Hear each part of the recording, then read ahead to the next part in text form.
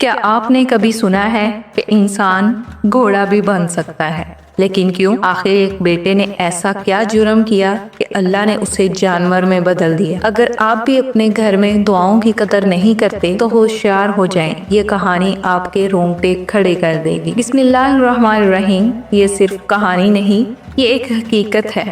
یہ محض ایک روایت نہیں، ایک آئینہ ہے ہر اس شخص کے لیے جو دولت کے نشے میں اپنے رب کو بھول بیٹھا ہے۔ کبھی کسی نے سوچا کہ ایک ماں باپ کی برسوں کی دعائیں صرف 14 سال کی مہلت کے ساتھ کیوں قبول ہوئیں؟ ایک نیک بیوی کی دعا نے کس طرح ایک خوفناک جادو کو توڑا؟ اور ایک بیٹے کی ایسی کون سی خطا تھی کہ وہ انسان سے جانور میں بدل گیا؟ آج ہم آپ کو سنانے جا رہے ہیں ناظرین ایک عبرتناک سچ، جس میں محبت ہے، قربانی ہے، دعا ہے اور انجام ایسا کہ سن کر آپ کا دل کانپ اٹھے گا۔ آخر کب تک ہم نیکی کو کمزور اور گناہ کو طاقتور سمجھتے رہیں گے؟ آئیے سنیے ایک گھوڑا بن جانے والے بیٹے کی سچی روح لرزا دینے والی داستان۔ ایک گاؤں میں ایک میاں بیوی رہتے تھے جن کے پاس دولت کی کوئی کمی نہ تھی۔ ان کے پاس زمین، جائیداد، عالیشان محل، گاڑیاں اور نوکر چاکر سب کچھ تھا، لیکن اس سب کے باوجود وہ دونوں ہر وقت پریشان رہتے تھے۔ ان کے پاس دولت تو تھی لیکن اولاد نہ تھی۔ اولاد نہ ہونے کی وجہ سے وہ دونوں اداس اور غمگین رہتے تھے۔ اس شخص نے اپنی بیوی کا بہت علاج کروایا، بڑے بڑے حکیموں، ڈاکٹروں اور طبیبوں سے رابطہ کیا، لیکن کوئی فائدہ نہ ہوا۔ انہوں نے غریبوں کو کھانا کھلایا، یتیم لڑکیوں کی شادیاں کرائیں، لیکن پھر بھی ان کی کوئی اولاد نہ ہوئی۔ ایک دن ان کے گھر کی نوکرانی نے بیوی جس کا نام سائمہ تھا اس کو بتایا کہ دور دروازے پر ایک فقیر آیا ہے جو کہتا ہے کہ وہ صرف گھر کی مالکن کے ہاتھ سے خیرات لے گا۔ سائمہ نے کچھ آٹا اور پیسے لے کر فقیر کو دے دیے۔ فقیر نے سائمہ کو غمگین اداس دیکھ کر پوچھا، بیٹی تم اتنی پریشان کیوں ہو؟ ایسا لگتا ہے کوئی بڑا غم تمہیں کھا رہا ہے۔ سائمہ نے اپنا دکھ بیان کیا کہ ان کی کوئی اولاد نہیں اور وہ اس نعمت سے محروم ہے۔ یہ سن کر فقیر نے کہا، بیٹی اللہ تمہیں اولاد دے گا لیکن وہ صرف 14 سال تک زندہ رہے گا۔ سائمہ نے کہا کہ اگر اللہ کو یہی منظور ہے تو وہ اسے قبول کرتی ہے۔ فقیر نے اپنی جھولی سے مٹھی بھر چاول نکالے اور سائمہ کو دیے، کہا کہ ان چاولوں کی کھیر بنا کر میاں بیوی دونوں کھا لیں، اللہ تمہیں اولاد عطا کرے گا۔ سائمہ نے اپنے شوہر جس کا نام حامد تھا اس کو یہ بات بتائی۔ حامد نے کہا کہ وہ بہت سے حکیموں اور بزرگوں سے مل چکے ہیں لیکن کوئی فائدہ نہیں ہوا، تو تم یہ طریقہ بھی آزما کر دیکھ لو۔ سائمہ نے چاولوں کی کھیر بنائی اور دونوں نے کھائی۔ ایک ماہ بعد سائمہ حاملہ ہو گئی۔ 9 ماہ بعد ان کے ہاں بیٹے کی پیدائش ہوئی جس کا نام انہوں نے عثمان رکھا۔ دونوں میاں بیوی بہت خوش ہوئے اور غریبوں کو 11 دن تک کھانا کھلایا۔ وہ اپنے بیٹے عثمان کو بہت لاڈ پیار سے پالتے تھے لیکن یہ سوچ کر پریشان رہتے کہ وہ صرف 14 سال تک زندہ رہے گا۔ وہ اس کی ہر خواہش پوری کرتے اور اسے گھر سے باہر نہیں جانے دیتے تھے۔ عثمان کو گھر پر ہی تعلیم دی جاتی تھی۔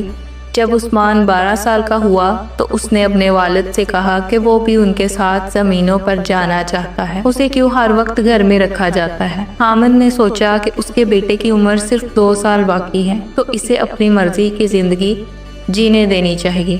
اس نے عثمان کو اجازت دے دی۔ ایک دن حامد اور سائمہ نے سوچا کہ عثمان کی شادی کر دی جائے تاکہ اس کی باقی زندگی خوشی سے گزرے۔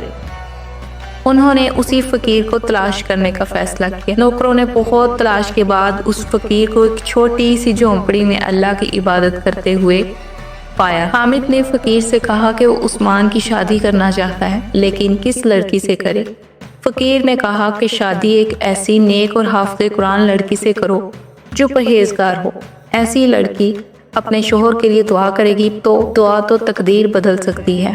حامد نے اپنے بیٹے عثمان کی شادی ایک نیک حافظ قرآن لڑکی زینب سے کر دی جو ایک غریب گھر سے تھی۔ حامد نے عثمان کو ہدایت کی کہ وہ زینب کو اپنی 14 سال کی عمر کی بات نہ بتائے۔ عثمان دن میں زینب کے ساتھ رہتا لیکن رات اٹھ کر کہیں چلا جاتا اور صبح سے پہلے واپس آ کر سو جاتا۔ زینب کو اس کی اس عادت کا پتہ چلا تو وہ پریشان ہو گئی، لیکن عثمان سے کچھ نہ کہا اور نہ ہی کچھ پوچھا، کیونکہ اسے ڈر تھا کہ وہ ناراض ہو جائے گا۔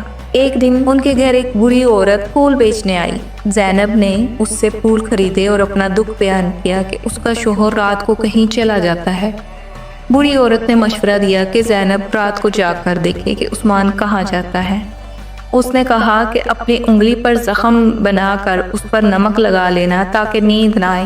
زینب نے ویسا ہی کیا جیسا اس بڑھیا نے بتایا، لیکن فجر کی نماز کے بعد وہ سو گئی اور عثمان کا پتہ نہ لگا سکی۔ اگلے دن بوڑھی عورت دوبارہ آئی اور زینب سے کہا کہ زخم کو گہرا کر کے دوبارہ کوشش کرو اور عثمان سے پوچھے کہ وہ کہاں جاتا ہے۔ رات کو زینب نے زخم پر نمک لگایا اور وہ جاگتی رہی۔ جب عثمان اٹھ کر جانے لگا تو زینب نے اس کا راستہ روک کر پوچھا کہ وہ کہاں جا رہا ہے۔ عثمان نے بہت سمجھانے کی کوشش کی کہ وہ نہیں بتا سکتا ورنہ زینب اسے چھوڑ دے گی، لیکن زینب کے اصرار پر عثمان نے کہا کہ وہ کچھ کچے چاول لے کر آئے۔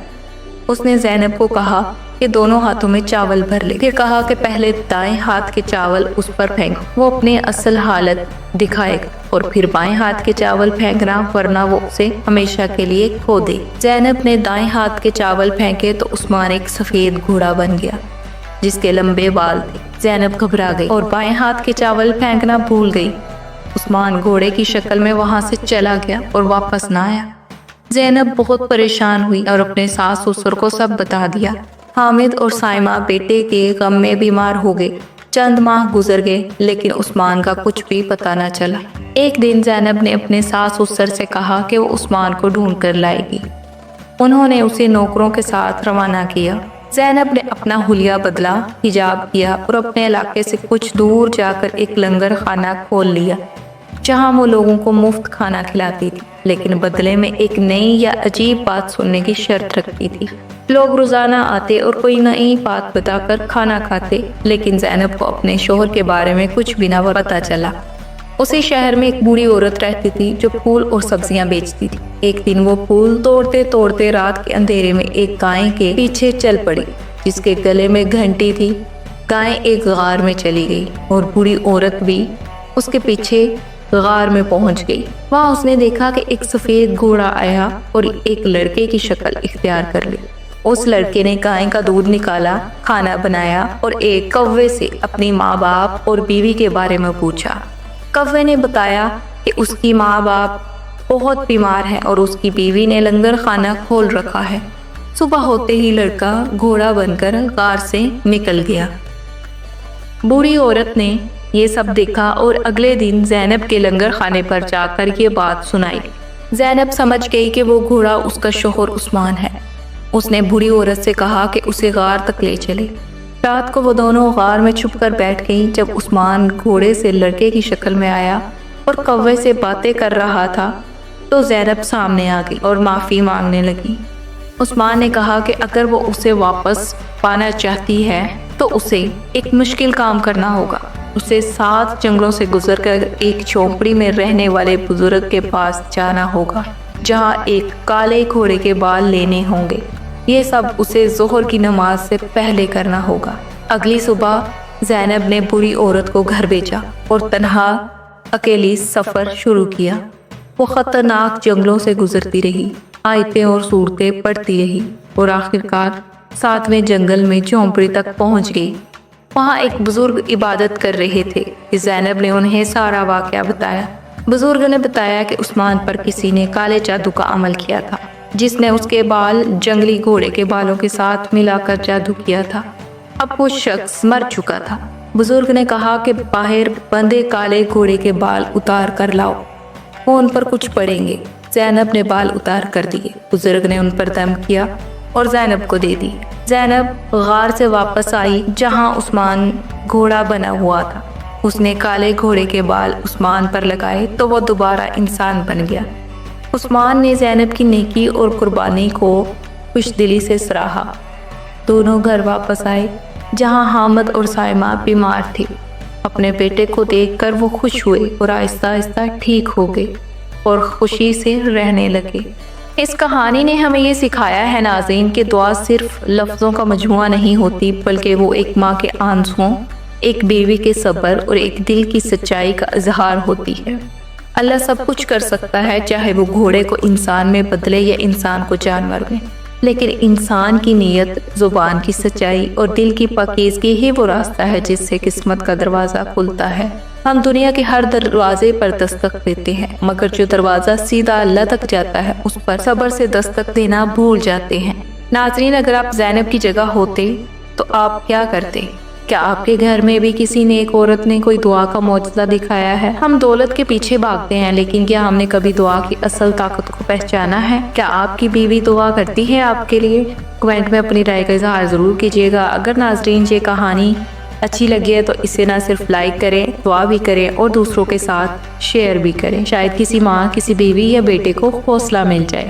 اور ہاں، ہمارے چینل کو سبسکرائب ضرور کریں، کیونکہ ہم ایسی کہانیاں سناتے ہیں جو صرف وقت نہیں، آپ کا دل بھی بدل دیتی ہیں۔